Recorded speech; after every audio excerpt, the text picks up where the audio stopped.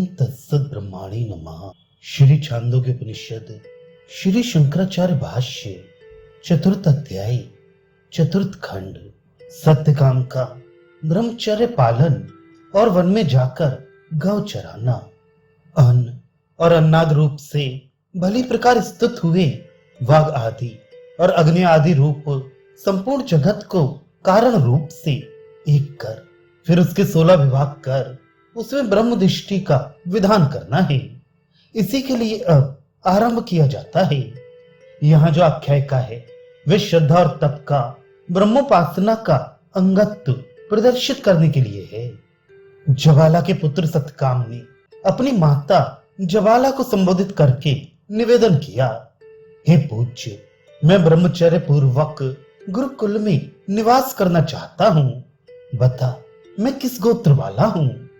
ज्वाला के पुत्र ने जो नाम से सत्यकाम था अपनी माता ज्वाला को आमंत्रित संबोधित करके निवेदन किया, हे पूजनीय, मैं स्वाध्याय ग्रहण के लिए ब्रह्मचर्य पूर्वक आचार्य कुल में निवास करूंगा। मैं किंगोत्र हूं, मेरा क्या गोत्र है, अर्थात मैं किस गोत्र वाला हूं। इस प्रकार पूछी जाने पर उसने उससे कहा, हे तात, तू जिस गोत्र वाला है उसे मैं नहीं जानती। पहले मैं पति के घर आए हुए बहुत से अतिथियों की सेवा टहल करने वाली परिचायिका थी। परिचर्या में संलग्न होने से गोत्र आदि की ओर मेरा ध्यान नहीं था। उन्हीं दिनों युवावस्था में जब मैंने तुझे प्राप्त किया, तुम्हारे पिता परलोकवासी हो गए, अतः उनसे भी ना पूछ सकी। इसलिए मैं ये नहीं जानती कि तू किस गोत्र वाला है। मैं तो ज्वाला नाम वाली हूँ और तू सत्यकाम नाम वाला है, अतः तू अपने को सत्यकाम ज्वाल बतला देना। उस ज्वाला ने अपने उस पुत्र से कहा, हे तात, जिस गोत्र वाला तू है मैं इस तेरे गोत्र को नहीं जानती। क्यों नहीं जानती? इस प्रकार कही जाने पर वह बोली, पति के घर में अतिथि और अभ्यागत आदि की बहुत टहल करने वाली मैं परिचारिणी परिचर्या करने वाली अर्थात शुश्रूषा परायणा थी। इस प्रकार परिचर्या में चित्त लगा रहने के कारण गोत्र आदि को याद रखने में मेरा मन नहीं था, तथा उस समय युवावस्था में ही मैंने तुझे प्राप्त किया था। उसी समय तेरे पिता का देहांत हो गया, इसलिए मैं अनाथा हो गई और इसी से मुझे इसका कुछ पता नहीं कि तू किस गोत्र वाला है। मैं तो ज्वाला नाम वाली हूँ और तू सत्यकाम नाम वाला है। अतः तात्पर्य यह है कि यदि आचार्य तुझसे पूछे तो तू यही कह देना कि मैं सत्यकाम ज्वाल हूँ। उसने हरि दुर्मत गौतम के पास जाकर कहा, मैं पूज्य श्रीमान के यहाँ ब्रह्मचर्य पूर्वक वास करूंगा, इसी से आपकी सन्निधि में आया हूँ।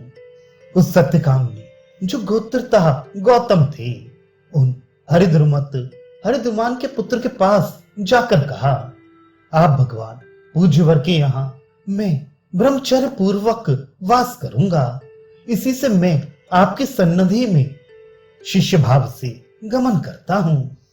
इस प्रकार कहने वाली उससे गौतम ने कहा, हे सौम्य, तू किस गोत्र वाला है? उसने कहा, भगवान, मैं जिस गोत्र वाला हूँ उसे नहीं जानता। मैंने माता से पूछा था, उसने मुझे यह उत्तर दिया कि पहले मैं पति के घर आए हुए बहुत से अतिथियों की सेवा टहल करने वाली परिचारिका थी। परिचर्या में संलग्न होने से ही गोत्र आदि की ओर मेरा ध्यान न रहा। उन्हीं दिनों युवावस्था में जब मैंने तुझे प्राप्त किया, तुम्हारे पिता परलोकवासी हो गए, अतः उनसे भी ना पूछ सकी। इसलिए मैं ये नहीं जानती कि तू किस गोत्र वाला है। मैं ज्वाला नाम वाली हूँ और तू सत्यकाम नाम वाला है, अतः ही गुरु मैं सत्यकाम ज्वाल हूँ। उससे गौतम ने कहा, हे सौम्य, तू किस गोत्र वाला है? क्योंकि जिसके कुल और गोत्र का पता हो उसी शिष्य का उपनयन करना चाहिए। इस प्रकार पूछे जाने पर सत्यकाम ने उत्तर दिया। वह बोला, भगवान, मैं जिस गोत्र वाला हूँ उसे नहीं जानता, किंतु मैंने माता से पूछा था, मेरे द्वारा पूछे जाने पर माता ने मुझे यही उत्तर दिया कि मैं बहुत से अतिथियों की सेवा टहल करने वाली परिचायिका थी। मुझे उसके वे वचन याद हैं। अतः हे गुरु, मैं सत्यकाम जावाल हूं। उससे गौतम ने कहा, ऐसा स्पष्ट भाषण कोई ब्राह्मणेतर नहीं कर सकता। अतः हे सौम्य, तू समिधा लिया, मैं तेरा उपनयन कर दूंगा, क्योंकि तूने सत्य का त्याग नहीं किया। तब उसका उपनयन कर 400 कृष्ण और दुर्बल गौएं अलग निकाल कर उससे कहा, सौम्य, तुम इन गौओं के पीछे जाओ। उन्हें ले जाते समय उसने कहा, इनकी 1 सहस्त्र गाय हुए बिना मैं नहीं लौटूंगा। जब तक कि वे 1 सहस्त्र हुई, वो बहुत वर्षों तक वन में ही रहा। उससे गौतम ने कहा, ऐसा सरलार्थ युक्त वचन विशेषतः कोई अब्राह्मण नहीं बोल सकता, क्योंकि ब्राह्मण तो स्वभावतः ही सरल होते हैं और लोग नहीं। क्योंकि तू ब्राह्मण जाति के धर्म सत्य से विचलित अर्थात भ्रष्ट नहीं हुआ, अतः मैं तुझ ब्राह्मण का उपनयन संस्कार करूंगा। इसलिए हे सौम्य, संस्कारार्थ होम करने के लिए तू समिध लिया। ऐसा कह उसका उपनयन करने के अनंतर उसने गौओं के युद्ध में से 400 कृष्ण और निर्बल गौएं अलग निकालकर उससे कहा, सौम्य, तू इन गौओं का अवगमन कर, इनके पीछे पीछे जा। इस प्रकार कहे जाने पर उन्हें वन की ओर हाँकते हुए सत्यकाम ने कहा, बिना 1 सहस्त्र हुए अर्थात इनकी 1 सहस्त्र संख्या पूरी हुए बिना मैं नहीं लौटूंगा। ऐसा कह वह उन गौओं को एक वन में, जिसमें कि तृण और जल की अधिकता थी तथा जो सर्वथा द्वंद रहित था, ले गया।